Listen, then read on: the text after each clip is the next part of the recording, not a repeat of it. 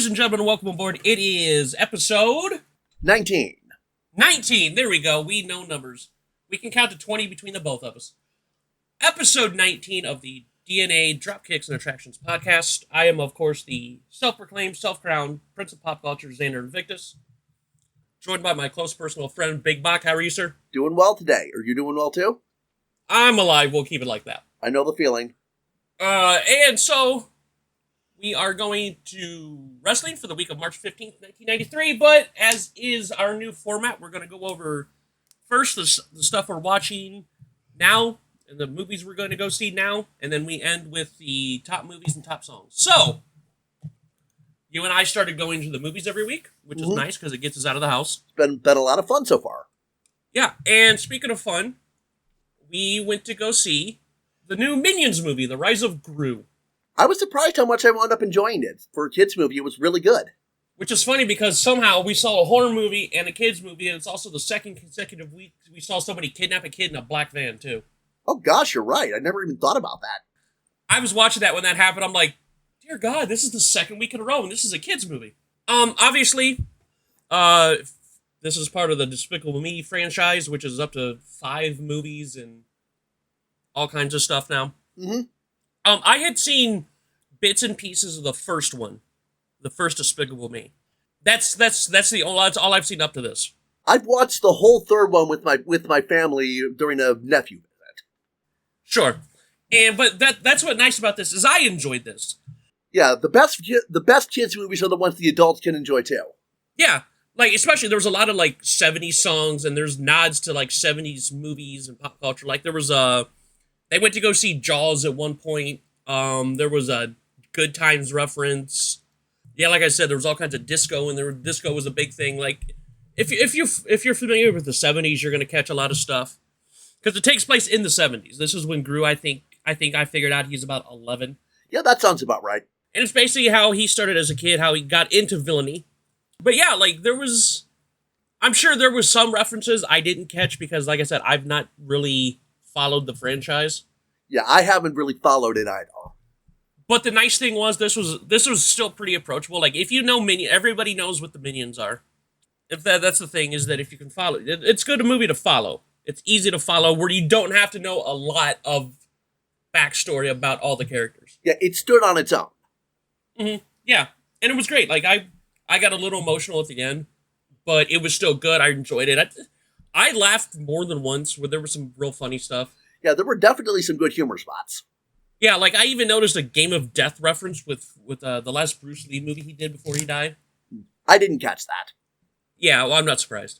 But yeah, like highly, if it's a kids movie, if you're gonna go take something to go to the kids with or a family movie, I would watch it. I agree. I'd give it a B+ total. At least a B. Like I'm sure you gotta watch. I would enjoyed it more if I watched the other ones, but still like super approachable. Right. Plus, Steve Carell's in it. I'm a big Steve Carell fan, so, we've discussed in length how much I love The Office and just him in general. Gotcha. And we'll probably, by the way, once we get into talking about Raw, there's going to be yet another Steve Carell reference that you actually brought up yesterday. Mm. But yeah, so, as in stuff, right now we're still watching. Like, we're watching now. I'm watching about 4 episodes of Cowboy Bebop at a time. That way I don't overwhelm and I can still keep up the thing. So I'm watching about 2 hours a week. That's not bad. Yeah. No, so I'm up to episode 8. So I'm about roughly about a third of the way through. Mm-hmm. And it was really good. Like there was 2 out of the 8 I've watched. 2 of my 2 favorites were actually from episodes 5 through 8. Gotcha. I don't know if you've watched this or not. It's been a long time. I probably won't remember much of it. Well, there was episode 5. That's the one where he runs into the guy I guess he used to run with that had the big shootout in the church at the end. Okay, yeah, that I do remember. That one was really good. And then 8, which was, I kind of like it when you have shows like this that don't always have good endings. Because I've noticed, other than the first couple episodes where we established like the main characters, this is a self-contained show. It doesn't seem, as of right now, no spoilers, as of right now, there doesn't seem to be an overarching bad guy. They seem to be like self-contained episodes, almost like an anthology. Yeah, and there's nothing wrong with that. No, I'm not saying, but I was just like, I've noticed this going through about a third of it. there's not no big evil bounty they're going for. It's like, oh, this is the bounty of the, this is the, what we've seen, with stuff like X-Files and Small, it's Freak of the Week. Right. Where it's like, they're mostly self-contained. But the most recent one I watched, this is the one where they're on Venus with the plant. And I like that not every episode has a happy ending, and this one doesn't. But it was still a really, really good episode. Yeah, Waltz for Venus was the title, right? Yeah, and it's a fantastic episode. Like, you're just like, it ends nicely, but not in a good, it's not a good ending. Bittersweet? Bittersweet, thank you. That's the word I'm looking for. It's a very bittersweet ending, but it worked. Yeah, that's one of the few episodes that I do remember pretty much the whole thing. Yeah, and it's absolutely fantastic. Which, obviously, Steve Bloom's in this, which everybody that watches anime or video games knows who Steve Bloom is. Mm-hmm. I learned about him because he did Wolverine for many, many, many, many, many video games. That's what I know him from. Oh, I didn't realize that. He basically, for a good many years, if Wolverine was in a video game, he was the voice. Cool. Except for, actually, funny enough, the the X-Men 2 Wolverine game for, like, the PlayStation 2 Xbox era. That was actually Mark Hamill. Mark Hamill actually did the voice of Wolverine for that. Really? I had no idea. Mm-hmm. But yeah, the one Wolverine solo game from that time frame was actually done by Mark Hamill and not, quote-unquote, the voice of Wolverine. I gotcha. But he basically did Steve Bloom anyways, which was kind of funny. Yeah, very talented, both of them. I still have to catch up on the most recent episode of The Boys and the first 2 episodes of the second season of Only Murders in the Building debuted, so I'm going to watch that when we finish up here. Because I have the rest of the day to myself and I want to just not do a damn thing. I slept most of the week. This was my week off. I don't have a lot of shows to catch up on. Like, I want to watch Stranger Things. The new episodes of Stranger Things came out for season 4. But I need to start that show over from the scratch because I only got about halfway through season 2. Mm-hmm. So I need, it's one of those, I'm just going to start from scratch. So, sir, how is your horror journey going? What I picked up on now is maybe more horror adjacent than actual horror, but I'm going through the original Twilight Zone from the late 50s, early 60s. Okay, yeah, I watched that as a kid. And are you starting from scratch, or are you just picking up random episodes? Starting from scratch. Pluto TV has season 1 and season 2 on demand. Oh, nice. Okay. Plug to Pluto. We like Pluto. Oh, yes. Have you gotten Tubi like I recommended yet? Haven't gotten there yet, but I haven't set, let me correct that. I haven't set it, I've set it up, I haven't really looked into it yet. Yeah, it's, especially with horror, you're going to enjoy it. So has there been any Twilight Zone episodes that you've liked so far that have stood out to you? That very first one, Where Is Everyone, was a really good one. I haven't seen, like, OG Twilight Zone in 20-some-odd years, so if you want to give a quick non-spoiler synopsis real quick, just try to jog the memory. Basically, the male lead walks into a town, everything seems fine except there's nobody there, and he can't figure out what's going on. Like, everything's still running, just no people. Oh, nice, okay. So, about how many episodes are you in so far? I believe it's 4.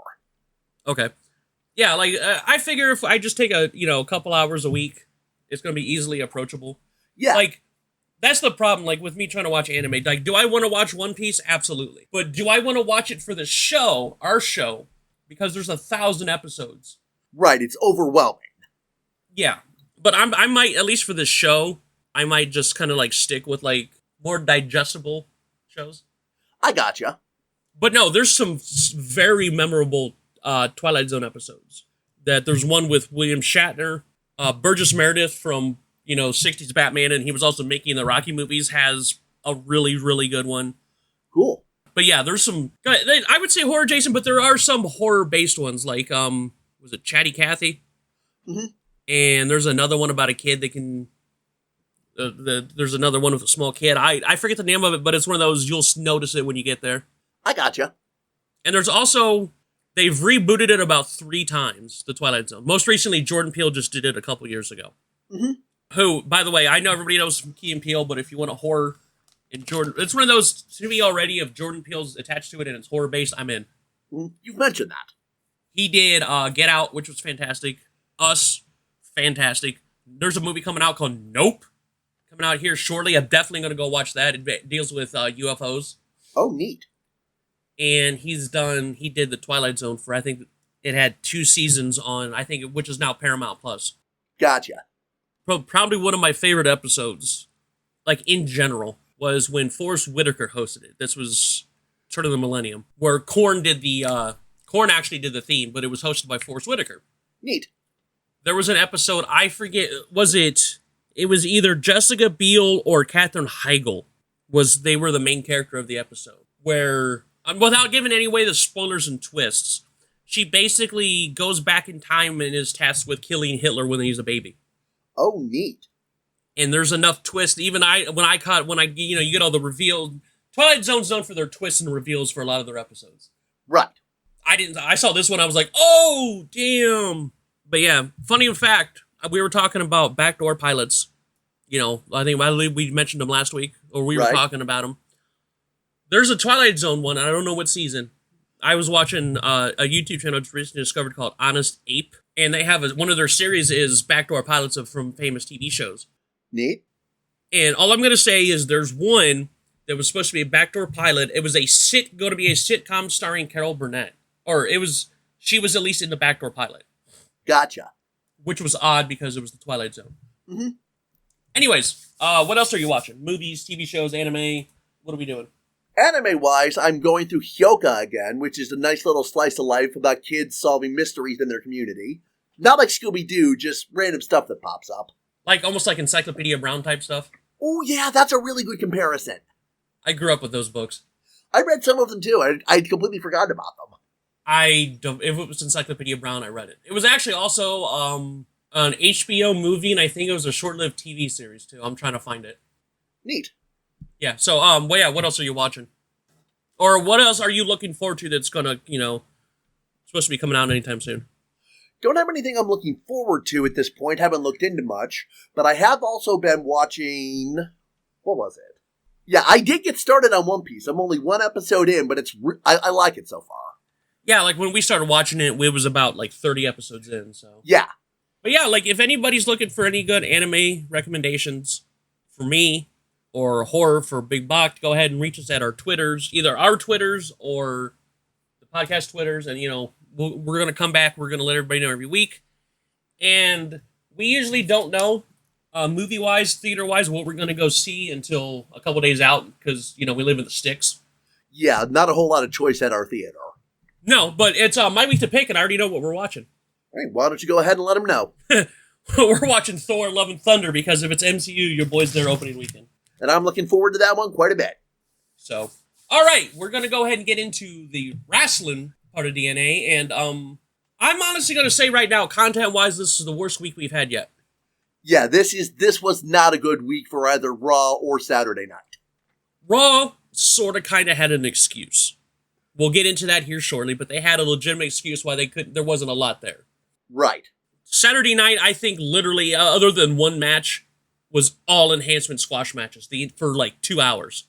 Yeah, as each match was announced, I didn't expect much, and more or less I got what I didn't expect. I knew the winner for every single match. Once I saw the participants, I was like, I already know the winners. This is not fun. Yeah, easy to predict week.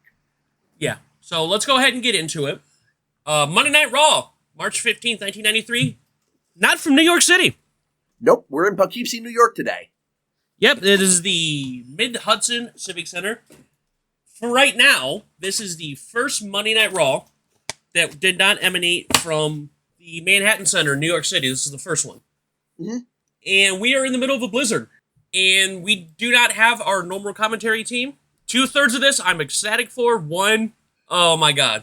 All right, so our commentators are 2 of them, my all-time favorite commentary duo, Gorilla Monsoon and Bobby the Brain Heenan. They did the Royal Rumble too, and that absolutely sold me on how good they are. Yeah. And, quote-unquote, not Vince McMahon, because who was that with a really bad tan buck? That was Bartlett. In a tuxedo, and this was worse than Elvis. I think this is the worst thing Bartlett ever does. Thankfully, I think we have maybe 4 episodes of Raw left. Once again, we try not to speak super ill about people on the show. Yeah, but Bartlett just doesn't work. I'm surprised he lasted as long as he did. There's always discussions on who the worst commentator or the worst announcer is of all time. Mike Adamley's at the top of the list, or there's some guys that are one-shots that you can tell they're just there. I don't know how Bartlett is never in this discussion. Right, you've said that before. Nobody's worse than Bartlett. I know he talks like this. He's like, I'm on Monday Night Raw the whole time. This is where you mentioned the whole Steve Carell thing, because I was starting to get the vibe of this scene from Bruce Almighty, where he's reading where Jim Carrey's character is doing the teleprompter. Yeah, basically he's doing the Jedi mind trick. Yeah, but it seems like every time he talks like this. That's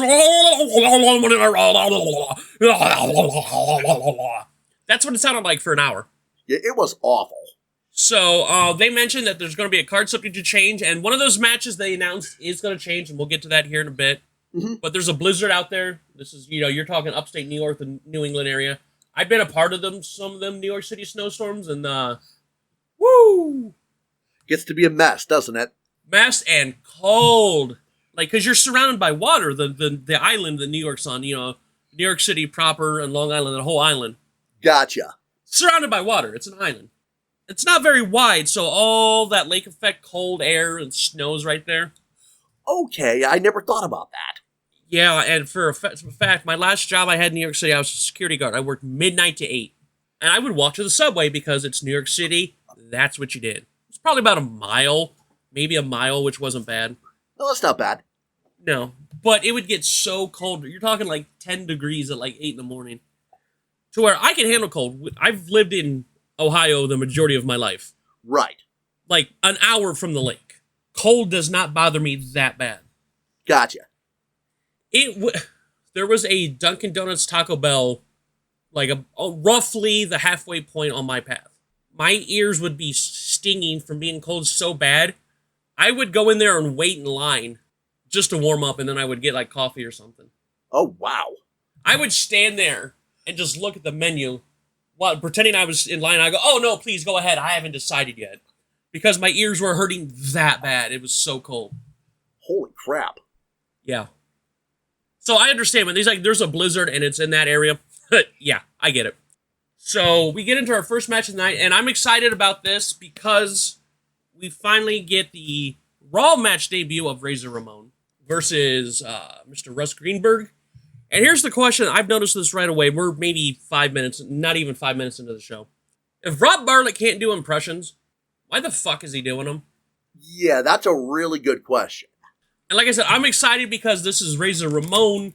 This is basically the beginning of his Razor Ramon run, so we're going to be able to see all of classic Razor Ramon, Scott Hall, and WCW. So I'm really excited to really share this with people.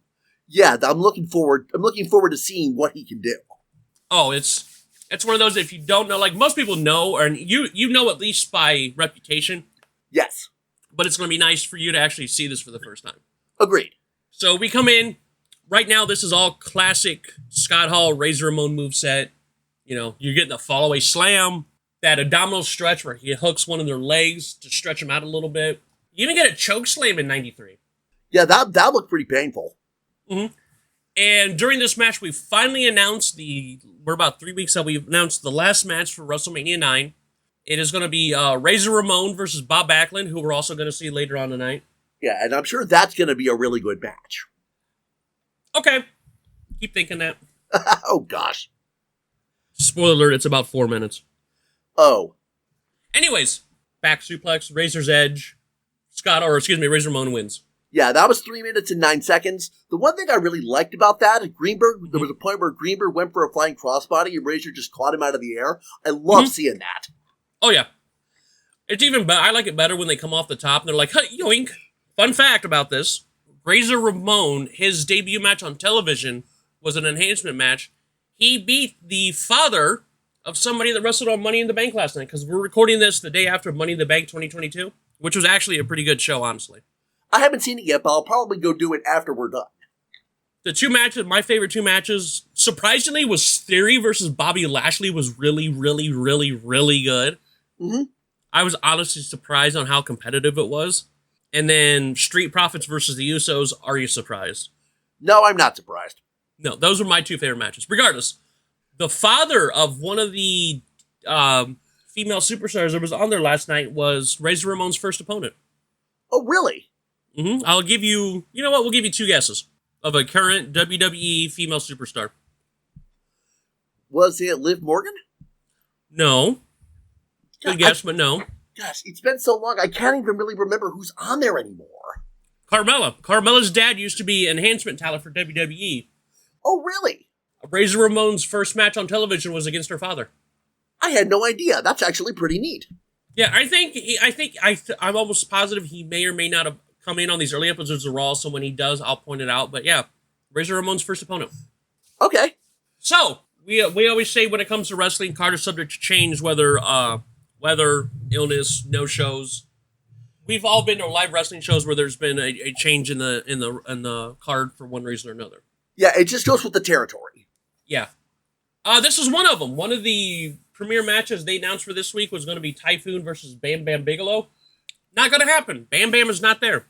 So we get Typhoon versus L.A. Gore, and I love everything about L.A. Gore. Yeah, I have no idea who that person is. He was an enhancement talent, but just the look, I love this man. I agree. His look is distinct, I think I call it. He almost looks like Tiger King. Oh, gosh. Think of next time you look at him, he looked like Tiger King. But the mullet, the colorful outfit, I dug this dude. Basically, this was all Typhoon. He had a massive clothesline and Beal. Scary looking power slam where I don't think L.A. Gore tucked enough. Because it looked like if he would have tucked any later, he would have been dropped right on his neck. Mm-hmm. That looked like that could have been that looked like that could have been ugly if he didn't change in the last second. Yeah. Basically, we get in the corner splash, running splash to by Typhoon, and it's over. Typhoon wins. Yeah, that was 3 minutes on the nose, and that was just I liked it. Once again, I liked the natural disasters as a kid. I actually remember when Typhoon was Tugboat, and he came out with like a tank top that reminded me of Where's Waldo, and had a little sailor hat. He was a good guy at first, then became a bad guy, and then the natural disasters became good guys. Uh-huh. So, yeah. I like Typhoon. I like the Typhoon and Earthquake were a fun tag team. Mm-hmm. So, we get an interview. By the way, the entire show, Bobby and Gorilla are just shitting all over Rob Bartlett to his face. Yeah, they're just not having any of his bullshit. And I think it pissed him off, because you did not hear a lot of Bartlett. Yeah, when he spoke up, they just shut it right down. There was time, you could tell, like, there was times where, like, there was more than one time where they're like, is he going to say anything? And then he'd be like, blah, blah, blah, blah, blah, and then shut up. Yeah. Yeah, they did not like him. Benefit of hindsight, I'm surprised that he got as much quarter as he did from Vince and Macho Man. Oh, yeah, like, I'm surprised he lasted as long as he did, and he's not going to be there for more than about another month or so. That should have, like, week one, I was like, I'm done with this dude. Yeah. So we do get an in-ring interview with Bobby, who's in there. And I like how he's doing the whole, hey, am I on? Am I on? Hey, come on, can we get professional here? Like, that was just how Bobby was. Yeah, that was a cute little commentary spot. That was just Bobby Heenan being Bobby Heenan. That's why he's considered one of the greatest. He's here to do an interview with Harvey Whippleman, who I think is underrated as a heel manager, and his charge, Giant Gonzalez. Build 8 foot, but it was a legit 7'6", Giant Gonzalez. Yeah, like... He was legitimately 7'6". Yeah, they come in the ring and I'm just floored how big Gonzalez actually is. Yeah, like he's legitimately, I think he's no longer with us. They built him at 8 foot tall. I think he would, if I remember correctly, he was legitimately 7'6". Gotcha. So, very tall man. Harvey keeps talking about how everybody's either not coming in for their matches or running out of the ring. Nobody wants to fight Giant Gonzalez. Right. And the only reason Undertaker's wanting to fight him is because he's too stupid. And Giant Gonzalez actually speaks. Like, I get that he was from Argentina. He basically says that he has a giant surprise for the Undertaker. This was just a quick interview to get over Giant Gonzalez, promote the match with the Undertaker. Here's the thing. Giant Gonzalez is from Argentina. Right. He's legitimately was from Argentina. We discussed this during the Royal Rumble. Mm-hmm. Under no obligation to learn English. He spoke English poorly, but he was under no obligation to speak English. Right, because he had a manager, right? Not only that, it's like, yeah, maybe if you're going to work in another country, maybe learn some of the language, but he was under no obligation to be fluent. Right. He was more coherent here than Rob Bartlett was all this week. I wish I didn't agree with you, but I do. I had no problems understanding Gonzalez. He only had like the one sentence, but yes, it was very clear. Yeah, like all I heard from Rob Bartlett was Monero. Because the reason Vince wasn't there is he was there. He was at a banquet to accept an award for fundraising. Mm-hmm. You could have gone without Bartlett, and I would have been fine. Yeah. So we get to the quote-unquote premier match of the night. Papa Shango versus Bob Backlund, the battle of two Hall of Famers. I had high hopes for this match. It wasn't bad. It was... And I like at this point, this is the point where Bobby and Gorilla really have had it with Bartlett. Yeah, they just start dumping on him throughout this match. But from here on, they just really, bad. This was an early, even though they had early back and forth by Papa Shango and Backlund, 90% of this was Papa Shango. Yeah, he just no quarter, as the saying goes. Yeah, and this is how we talked about last week, where Mean Gene had the poorly timed Joey Buttafuoco joke that just didn't land. Right. Gorilla had one that did land when it comes to current events, where he's talking about how Bobby's like, is he okay? Is the whoever okay? And he goes, yeah, I set up an appointment with a doctor. And Bobby goes, oh, who was that? And Gorilla goes, Dr. Kevorkian. For those who might not know, Dr. Kevorkian was in the news at that time for being somebody who assisted with suicides. Yeah, he was very he was at the front. He was basically the poster child of human euthanasia. They called it assisted suicide. Yes. And there's a whole moral dilemma that still goes on, by the way. Yeah, to this day. But he was the face of it. This is when it really, the idea of human euthanasia and assisted suicide really came to the forefront because of Dr. Kevorkian. Mm-hmm. Who was from Michigan, by the way. Didn't know that. Basically, like I said, a lot of this match is all Papa Shango. I mean, which, it's not a bad thing. There was a spot where Papa Shango's using the ropes. He's got a chin lock in, and he's using the ropes for leverage. Mm-hmm. But just when you think Papa Shango's going to finish it, Backlund gets a surprise small package for the win. Yeah, this match was 6 minutes and 58 seconds long. Not a whole bunch interesting happened, but I still think it was good. It was good. Nothing spectacular, but it did what it's supposed to do, but nothing. There was no flippy doohickey or crazy top rope. Like Backlund did on this show. Backlund did this match what Backlund always did. Gotcha. Papa Shango was just a big brawler. So they did their roles well. Mm-hmm. Mean Gene. We go to Mean Gene, who's at the WrestleMania 9 Control Center, going over the card. And nothing really, like I said, we've established the card, so nothing's going to change now. But we did get comments from Money Inc. and The Undertaker. Yeah, Yokozuna. There was a scene of Yokozuna after a match on Superstars, like just playing up how vicious he is. Yeah, he hit some poor guy, I want to say 2 or 3 times with the Banzai Splash. Yeah. And we established it earlier, about a few weeks ago when he did it to Hacksaw Jim Duggan. So, yeah, obviously this is supposed to be the unbeatable monster that is supposed to be Bret Hart's biggest test as champion. Right. Nothing changed in the Control Center. We've established the entire card. And we do get one of the matches they announced, and this is going to be the main event of the night. And this one I was excited for, just because I know what they can do, and I'm a fan of one of the teams. It's the Nasty Boys versus the Head Shrinkers. Yeah, I also had hopes for this match. And this delivered. This was my match of the night, at least for... You know what? This was actually my match of our entire episode. Mm-hmm. This is how low... Nothing against the Nasty Boys or the Head Shrinkers, but the bar was set so low, this was the match of the entire episode for me. Right. And it wasn't a bad match. Like, I knew going in, you're not going to get the chain... You're not going to get your Bob Backlund chain wrestling or, the Shawn Michaels high fly. No, this was 4 guys that just wanted to fight. Yeah, this was just going to be a brawl. And we got the brawl. Gotcha. And I was honestly surprised, at least the first, up until the commercial break, that Head Shrinkers were actually in trouble for a good part of this. The Nasty Boys were in control for the good first third of the match.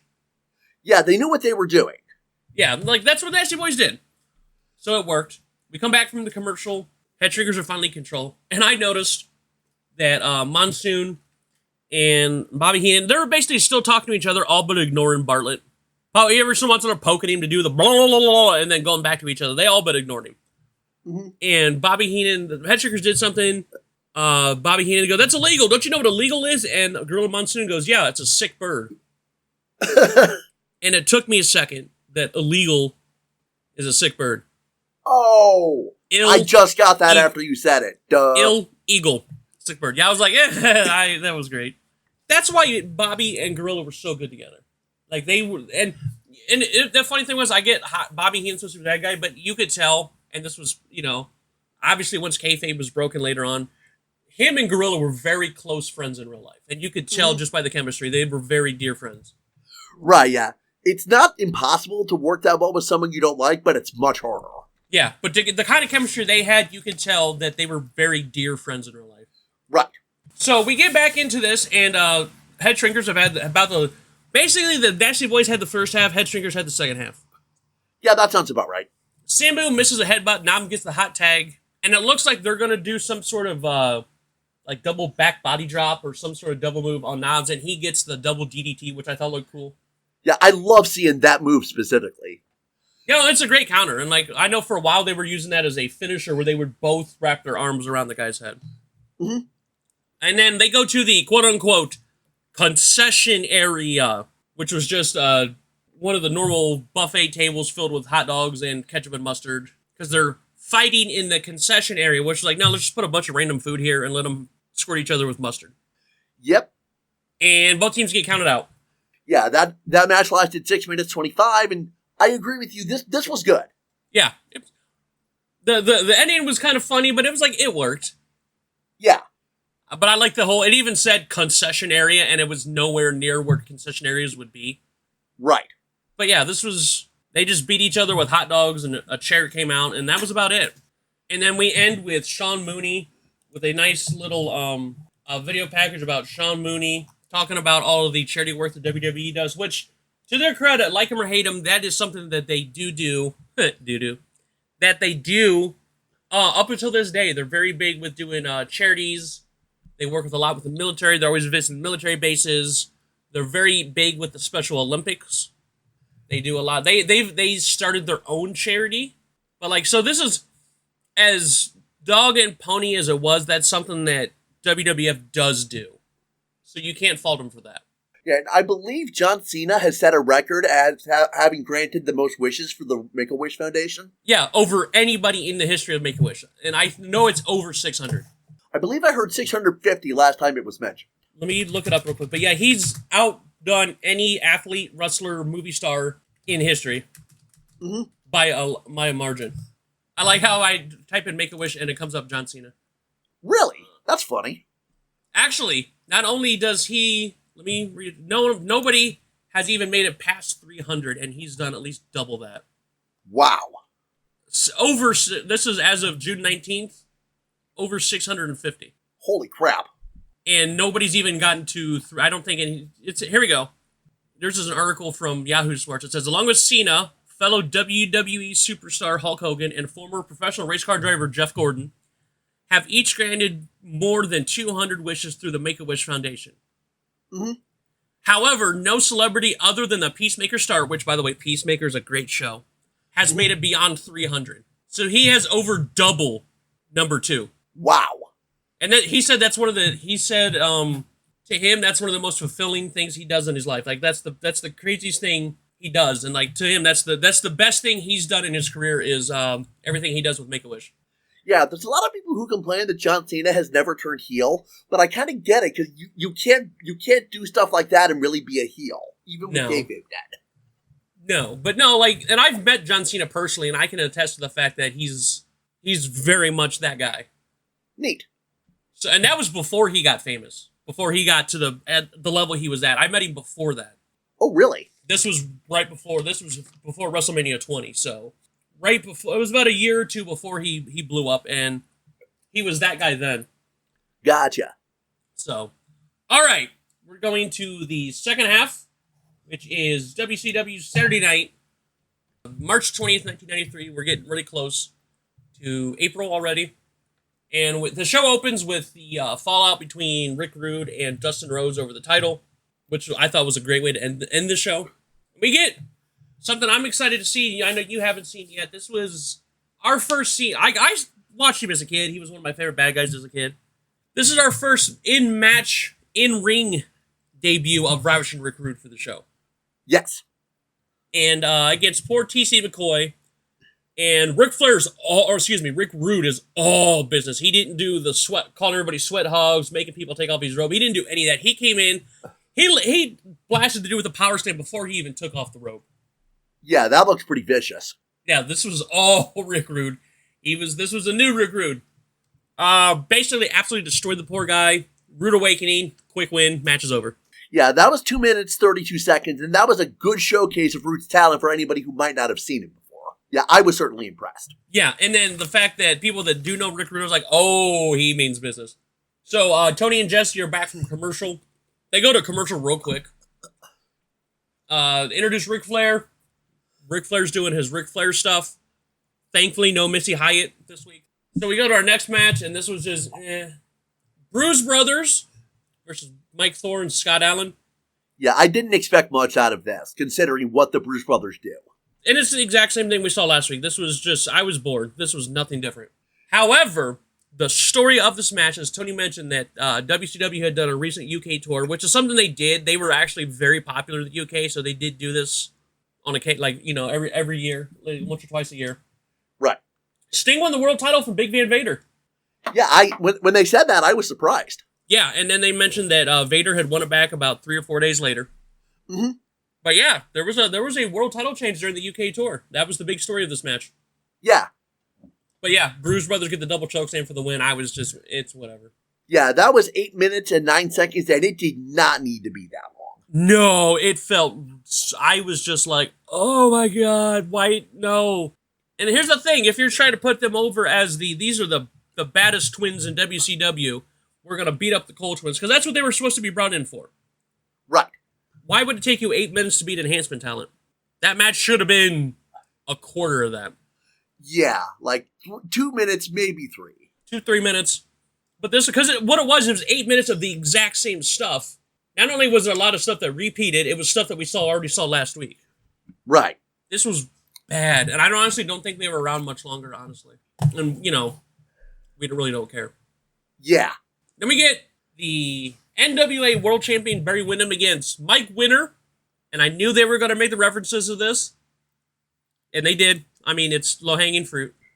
Right. This is what I got out of this. You know that reference? It was like, "Hey, Mom, can we get this?" No, we have McDonald's at home, and it's the knockoff version. Yeah, I know that one. Yeah, this is where I got this. Like, "Hey, Mom, can we get Scott Steiner?" No, we have Scott Steiner at home, and then you get a picture of Mike Winner. Okay. Because he looked like if I got Scott Steiner off of Wish. Yeah, this is the Scott Steiner at home. Nothing against Mike Winner. I'm sure he's a great guy, but I got we have Scott Steiner at home vibes from him. Uh-huh. Because he had the haircut and the colorful singlet and everything. It was just like, oh, somebody's dressing as Scott Steiner for Halloween. Right. But, and you know, we talk about how the Bruise Brothers had a Smash Mouth style that just didn't work. Uh-huh. Barry Windham's Smash Mouth style worked. Yeah, I got more out of this match than I expected. This was okay. Yeah, and then Barry Windham hit that drop kick, and they said he's about 6'6", 6'7", which got a white men can't jump reference. And Winner got a surprising little bit of a comeback. Not a lot, but it was like, oh, he's stringing some moves together. Oh, okay. You know, you throw that every once in a while to just so you don't expect it. Yeah. But then you just piss off Barry Windham, and he get the implant DDT for the win. Yeah, that was 7 minutes and 15 seconds, and I think this one worked. I think this might be my match of WCW for the week. Yeah, but like, this is weird how this was a minute shorter than the last match, but it went much quicker. The other one, the Bruise Brothers, went 8 minutes, and it felt like 10, 12 minutes. This one, 7 minutes, felt like half that. Yeah, I got more than I expected. Yeah, so Tony apologizes to Barry Windham about, you know, last week, him asking Ric Flair, and then asking him the same question. Not the brightest moment. Barry Windham even accepted the apology, so he's like, all right, let's talk about Ric Flair. Barry Windham's like, no, fuck, I'm out. Yeah, Barry's just not having any of this. Tony, you had one job, Tony. Yeah. And then he brings out the reason he was ringside, U.S. champion Dustin Rhodes with his snazzy Made from Texas shirt. Basically, he's talking about, hey, if Orndorff wants another shot, he can sign the dotted line. Rude wants his shot. He's like, anybody that wants a shot at the title, sign the contract and we'll fight. He's basically a very fighting champion. Yes, and I like that. Yeah. He's like, doesn't matter who it is. Orndorff, you want another shot? Cool. Rude, you want your shot? Great. Sign the line and we'll fight. And then we get into our next match. It was a tag team match with Tex Slazenger and Shanghai Pierce versus Tommy Angel and Chris Sullivan. And Angel and this is a weird episode of Saturday Night where a lot of the enhancement talent got a lot of stuff in. Yeah, now you put it into words. Now I can kind of see it thicken back. I'm reading my notes. Yeah, the enhancement talent this week got a lot more than they would in past weeks. As in not just a move here or there. Like, no, they're in control for the first good couple minutes. Angel and Sullivan are in control. Yeah. But Slazenger and Pierce get back with a double clothesline, so they get into control. But then Angel tries to get control back again with the sunset flip, but it ends with a blind tag. Sullivan gets a hot tag. He gets in control again. Like, I would almost say that the Angel and Sullivan were in control for the majority of the match almost. Which doesn't make your bad guys look good either. Yeah, even if they get the win, then they were beat. They weren't in control, so what does that say? Exactly. But basically, so Slazenger hits a reverse DDT on one of them for the win.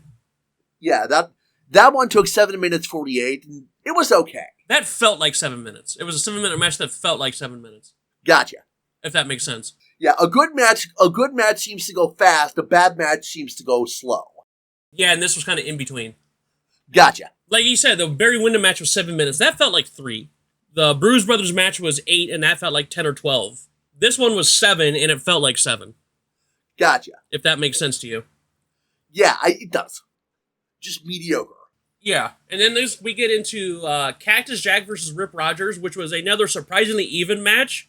But we have also established throughout the show that Rip Rogers does know what he's doing.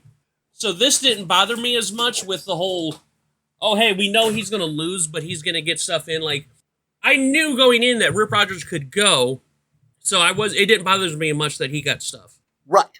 Which is, I know, it sounds weird. Yeah, he's talented enough to hang with the big boys, even if he loses. Yeah, and then he's going up against Cactus Jack, and he was wrestling Cactus Jack's style on top of that. Right. This was not a pretty match. Yeah, there was one spot I really liked. Cactus Jack dumped Rip Rogers over the barricade, and then kind of cannonballed into him over the barricade. That was ridiculous. Yeah, that was cool. But yeah, like I said, this was surprisingly 50-50. But back and forth, Cactus Jack gets the double arm DDT for the win. Yep, that was 8 minutes 40. Yeah, this is probably my favorite match of the night. Yeah, if I'm going to go, I would probably go 1A, 1B for WCW. This would be 1B. Okay, fair enough. And then we get Max Payne versus Ronnie Hagen. Ronnie Hagen sure is looking colorful, though. Oh, yes. My man rolled over some Skittles. That was some snazzy attire. This was a foregone conclusion. We got nothing out of this that we hadn't seen before. Yeah. Max Payne doing what he does. Slams, works on the arm. Painkiller for the win. 3 minutes and 1 second. Yeah. And this wasn't a bad match. It's just, he's just going in there and does what he does. He's not trying to, this is why this was better than the Bruise Brothers match, because he didn't try to make the other guy, his job, go in there, beat up the guy, lock in your armbar. That's it. Don't try to do anything that, he's doing what got him to the game. Yes. Tony's in the ringside. Max Payne's doing an interview. I'm slowly starting to come around on Max Payne's interviews. They're different. I like the way he cuts his promo. Yeah, like I'm slowly starting to come around with him. But it's just weird how he mentions that Ric Flair's overlooking him, and I'm like, yeah, okay, sure thing. Just, you're not there yet. No, like he's not going to be, but it's just the fact that out of all the people, we've established you're in the mid-card. You had a U.S. title shot last movie. You're in the lower mid-card and mid-card area. There's a lot of good guys that you could call out. You could call out Dustin Rhodes again. You have the history of the prior title shot. Right. Ric Flair? Maybe there's a reason Ric Flair overlooking Max Payne. Nothing against him personally, but I'm just like, think about it. Yeah. Okay, you want to put on your big boy pants and call out Ric Flair? Hey, God bless you. So we go into I guess you would call this the premier match of the day, because this is 2 non-enhancement talents, but one of them might as well be. Yeah. Big Sky, accompanied by Vinny Vegas, versus Van Hammer. I liked Van Hammer as a kid. Watching it back now, do not like this guy. But here's a fun fact. We already talked about this last week with Big Sky. It was Tyler Mane, who was known as Sabretooth in the X-Men movie. And then he was also Michael Myers in the Rob Zombie Halloween movies. Oh, really? Yeah. Which are better than people expect, but they're extremely brutal. They're very Rob Zombie style. If you've seen his other movies, you can tell this was a Rob Zombie movie. Yeah, I don't really know anything about him. It's not your style of horror movie. We'll just put it that way. Okay. It's nothing you would watch. It's very grindhousey, violent, gory. Gotcha. Like I said, it's my kind of style of horror movies because I like the grindhousey stuff. I couldn't see you finishing any of his stuff. Okay. They're great. Like Devil's Rejects is fantastic. It's the sequel to House of a Thousand Corpses. Mm-hmm. But Devil's Rejects is probably his best movie, which is great because either I think it's coming out this year. He's doing a Monsters movie, a live action Monsters movie, and it's going to be rated PG. Oh, really? Yeah, and he's like, look, and I was worried about that because here we go. I know Masters of the Tangent. I know. Like I said, big fan of his movies. I listened to Rob Zombie in high school. Like I was probably a sophomore, junior when Dragula came out. You know, like he went solo. Like I'm a big fan of Rob Zombie in general. And I was like, please, no, I don't want a rated R, grindhousey, bloody version of the Munsters. Just give me the Munsters. I grew up with the Munsters as a kid. Right. He's like, and it's rated PG. He's like, look, I know I'm Rob Zombie, but why would I give you a Devil's Rejects version of the Munsters? I'm going to give you what you guys want. I'm not stupid. Right. I was like, okay, I'm in. It's Rob Zombie. It's rated PG. Kind of wanted to be all in black and white because, once again, I grew up with the Munsters. I gotcha. And I do honestly want to hear Dragula at some point, whether it's in the end credits or they show the car in the show because, you know, the Dragula was the car in the show. Right. I kind of will be disappointed if I don't hear Dragula in the movie. I gotcha. Kind of like when I heard Iron Man in Iron Man. Mm-hmm. I want to hear Dragula in the Munsters, but that's just me. Anyways, the reason I bring up Rob Zombie is we talked about Tyler Mane. Tyler Mane wasn't the original. This is the fun fact. Like you said, Big Sky comes out with Vinny Vegas, who we now know is Kevin Nash, Hall of Famer Kevin Nash. Tyler Mane wasn't the original choice for Sabretooth. Oh, really? Who was? Kevin Nash. Oh. This is the funny thing, is like these guys are a tag team, or at least, you know, in cahoots here for a short time. But yeah, Tyler Mane, who became Sabretooth, was, that role was actually, originally they wanted to give that to his partner, Kevin Nash. Neat. Who would go on to play, in a comic book movie anyways, he would play the Russian in the Thomas Jane Punisher movie. Haven't seen that. It's really, I'm a Punisher fan, you're not surprised, but it's a good movie. He actually lost a hair versus hair match to cut his hair so he could have the short hair for the show.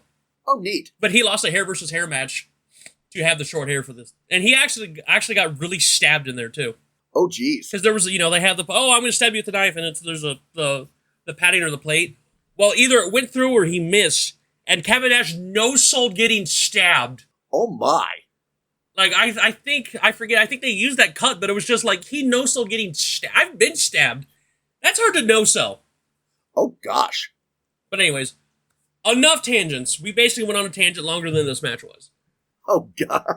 But one thing I will say, I forgot how big Van Hammer was, because he was eye to eye with Big Sky.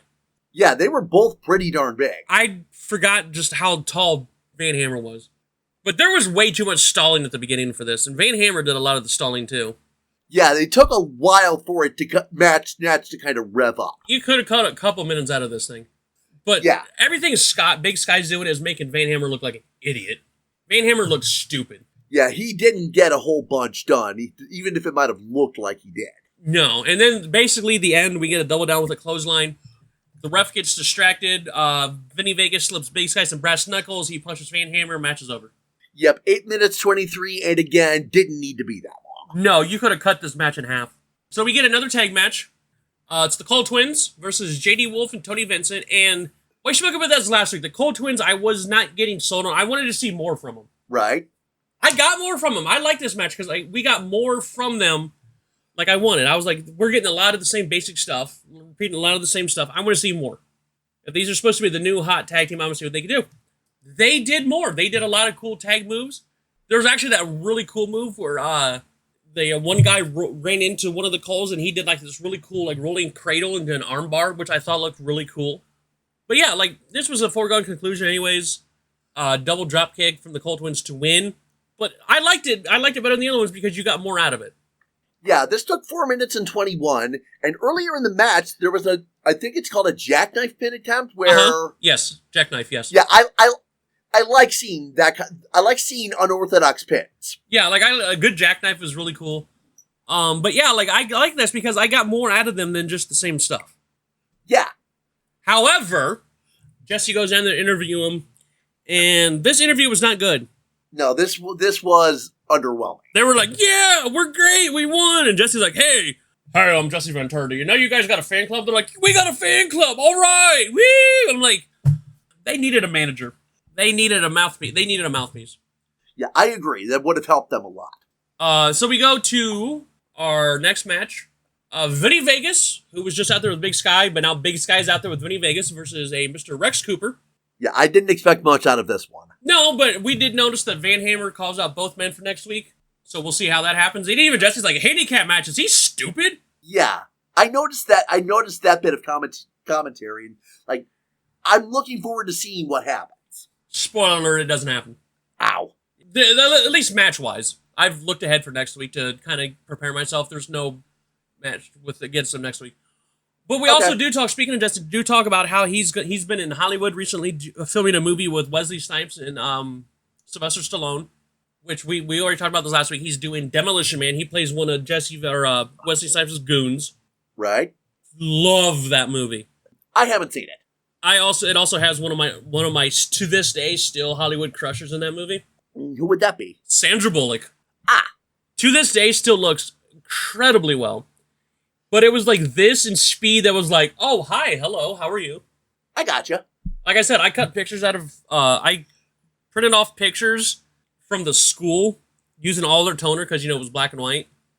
I would go on the old school, like, late 90s websites, if you remember those, like your GeoCities type websites. Yeah, GeoCities, Angel Fire. That kind of stuff. Like that. I would print off pictures of her from, like, Hope Floats and stuff, just to have pictures of her in the tank top and put them on my locker when I was a senior in high school. Gotcha. By the way, just saw her recently. Still looks the same.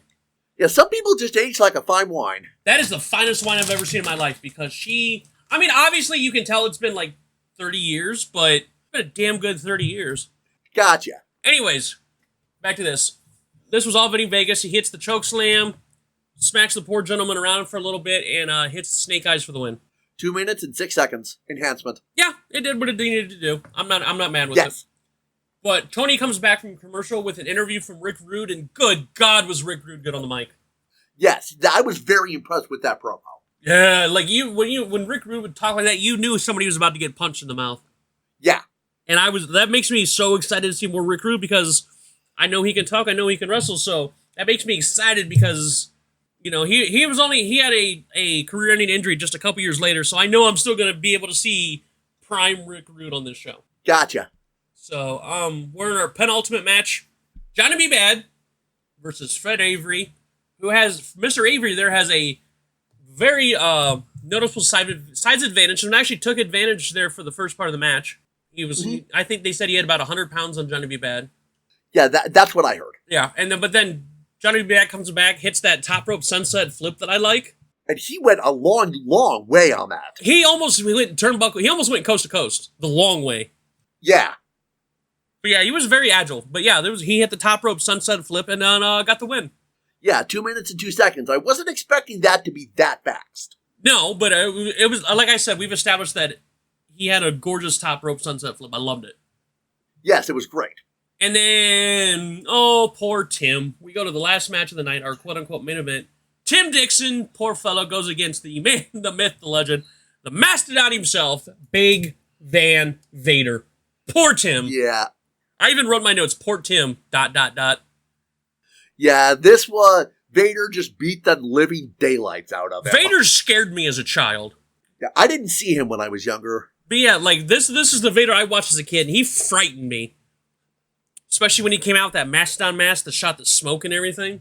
Oh, that's neat. Oh, you haven't seen it yet. Wait till or at least look it up. Go when we get done here, go look it up. Look up his mask. But yeah, like, I to this day, I consider him one of the greatest big men of all time. But anyways, just a nasty Samoan drop from Vader. You figured, that could be over. Not one, but 2 Vader bombs and a running splash. Vader picks up the poor guy after 2. I'm like, it reminds me of that whole Simpsons meme. Won't somebody think of the children? I was going to say the one, stop, he's already dead. I had that one in my head too. But then he hits the power bomb, the off-the-shoulder power bomb for the win. Yeah, 3 minutes and 1 second. Oh man, I can't believe I almost wanted to call the police to report a murder. But like I said, this was Vader. That's what Vader did. I can't hate this match because it's Vader. He was doing what he did, like you said. And then Tony goes to ringside to interview Vader. Vader doing a Vader promo, which I had no problems with. Called out Sting. Called out Bulldog. It was basically like, you guys want to fight me? Don't be stupid, but if you want to fight me, I will destroy you. And the show's over. Yep, abrupt ending. I'm going to say it right now. WCW Saturday Night, it's the worst one we've talked about yet this podcast. Agreed. Not a damn thing happened this show. Yeah, Raw wasn't particularly impressive either, but Raw is also in its first year. WC Saturday Night's in like its second year, I think. Or, no, there was many. WCW Saturday Night started out as, it's been around since the 80s. Oh, I didn't realize it had been that long. Peacock doesn't have all of them, but it also started out as Jim Crockett Promotions Saturday Wrestling, too. So it's like... Gotcha. This was just... Plus, Raw had a blizzard, and it was live.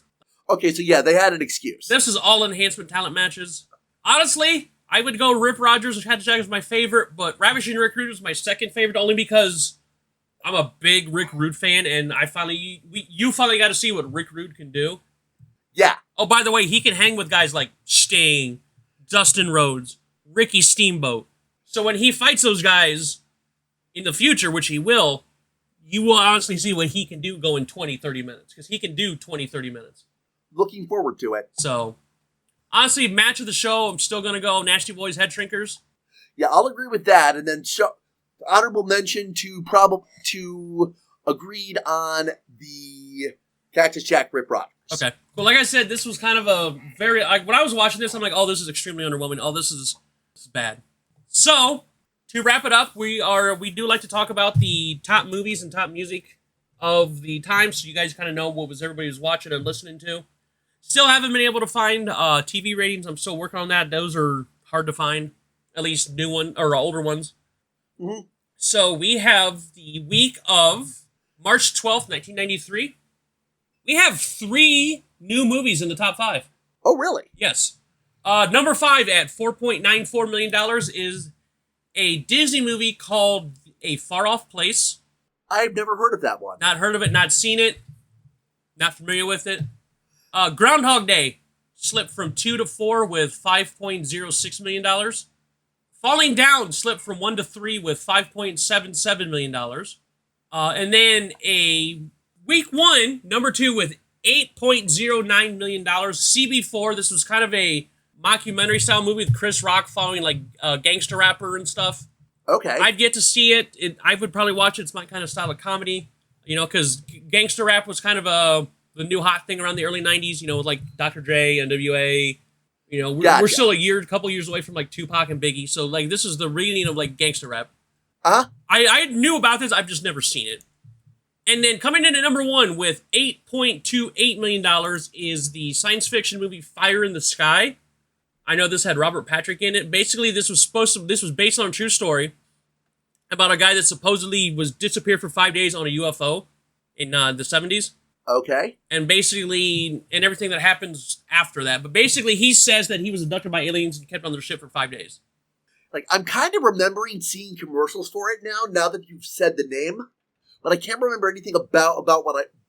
But that's what it was. It was a guy that was said that it, based on a true story where he said he was abducted and kept on a UFO for 5 days.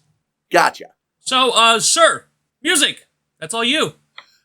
All right, going into the Billboard Hot 100 from March 13th, 93. Okay. Number 5, up from 6, is I'm Every Woman by Whitney Houston. I know that song. I think I know it. I'm every woman. Okay, yeah, that is the one I'm thinking of. That's what it is, yeah. Good song. It is. But yeah, that's all I know from the song is the actual singing the title. Number 4 is Ordinary World by Duran Duran, down from number 3 last week. Yeah, we talked about that. Number 3 is Nothing But a G-Thing by Dr. Dre, up from number 5 last week. Love that song. Plus, The Chronic is a fantastic album in itself. Number 2 is A Whole New World, Aladdin's Theme by Peebo Bryson and Regina Bell, down from number 1 last week. Okay, we all know that song. Great movie, too. Yes, Aladdin is one of my favorites of the Disney Renaissance. Okay. And then number 1, sir. Number 1 is Informer by Snow, up from number 4 last week. Went from 4 to 1. I still like to talk about when it was in Far Cry 6, and I laughed out loud when they actually had a Spanish-speaking version of it while I'm driving along shooting people, and I'm like, yeah, it's great. Yeah, I think you mentioned that when we talked about it last week. Yeah, it's great. But yeah, so a lot of this, basically, we got we got 3 new movies in the top 5, and then we got one new song, which was the Whitney Houston. Yes. But yeah, so a lot of the same, and I'm already looking at the week for next week, for the next week of, box office. We have 2 new, just going to put that out there. We have 2 new movies. The number 1 and number 2 are going to be new releases. Oh, really? One I like very much, one not so much. All right, I'll look forward to what we've got next. Yeah, one I'm a big fan of. I used to have, it's a great action movie. The other one, not a fan of. And once I tell you what it is, you'll understand why you're like, yeah, you're right. Gotcha. So, do you have anything else, sir? I do not. Okay, like I said, we're getting close to WrestleMania. We're getting about a month and a half, 2 months away from Slamboree. So you can find the podcast on Twitter at D and A Podcast 1. You can find it on YouTube every Friday and every Saturday. I try to do it on Saturdays depending on how my schedule works, and I somehow always forget, but I try to have it up on Saturdays. We are on, you can find us for podcasting on Spotify, Stitcher, Apple, and then for those that use any podcasts, Good Pods, which I love Good Pods. Yeah. Like, follow, share, subscribe, 2 stars, 5 thumbs up, however you want to do it. Yes, every bit of engagement will boost us in the algorithm. Yeah. So you can find me on Twitter, Twitch, TikTok, Instagram, barely, and YouTube, TBD, at Xander Invictus. And I can be found on most of the same at Big Bot. So thank you very much, everybody, for coming out, and we shall see you next week for the DNA podcast. Take care.